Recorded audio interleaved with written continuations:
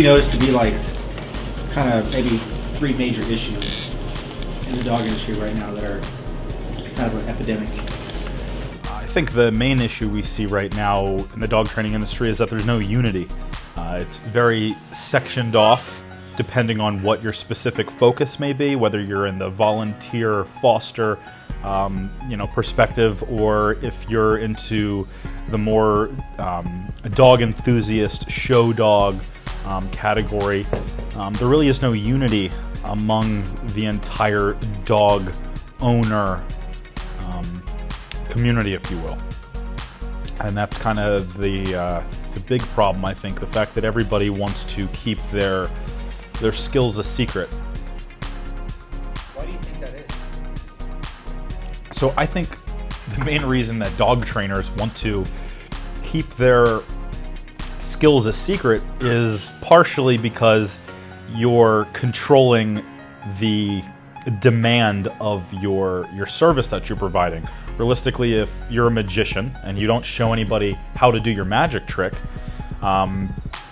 there's a huge demand for your presence because people are curious as to how you're able to accomplish those goals. But I think dog trainers, even though we might be called dog whisperers, or people tend to think that we might have a specific special power, if you will, realistically, all it is hard work. It's a lot about routine, and there really is no special power that makes a dog trainer any different than a traditional dog owner.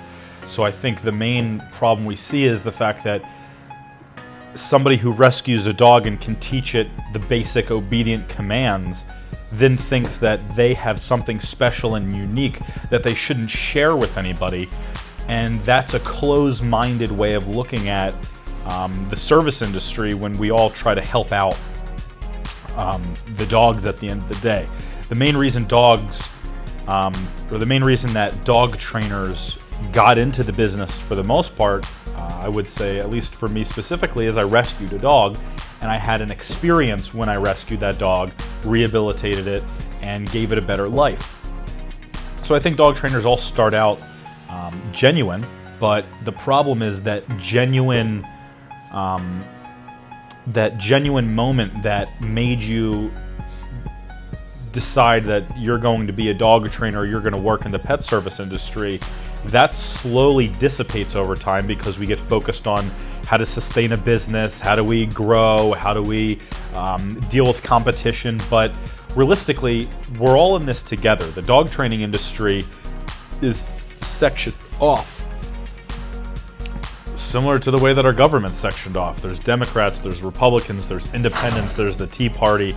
We have all these different groupings, but at the end of the day, are we all not United States citizens? Are we not human beings? We're seeing right now that there's almost a race war going on right now in the United States, and we tend to forget that there is no color assigned to race. There is no black, white, brown, yellow. It's the human race, and we're all part of this together. And it's the same problem that we're facing with the dog industry, is that everybody wants to classify themselves as a trainer, a volunteer, a foster, an enthusiast, or just an owner, a walker, or a pet sitter, whatever you are. We're all in this together. We're all trying to make a difference. But if we all act on our own specific agendas, we're never going to reach a end result that actually can make some change.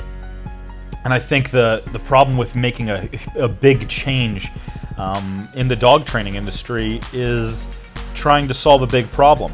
Solving problems like global warming and the incarceration rates in the United States. These are big problems, and for the most part, we don't know how to go about solving them because they're so big. It's kind of, look at it like building a house. If I told you how to build a house, at first it might seem very overwhelming, but when you think about instructions to building anything, you have steps, and the first thing you need to do is start with step 1, then step 2, build the foundation, and that's super important in solving any problem, is realizing that there are steps that can be taken to solve the problem. However, we need to do that.